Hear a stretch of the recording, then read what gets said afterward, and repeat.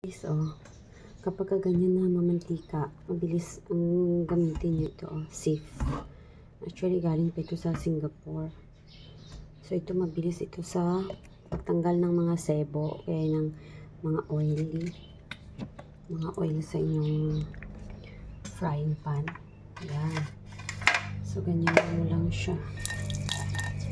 Tapos, yan o. Tanggal na.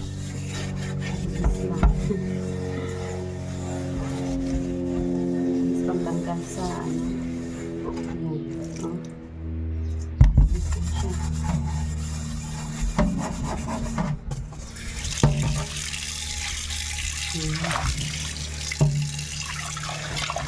Wala na agad.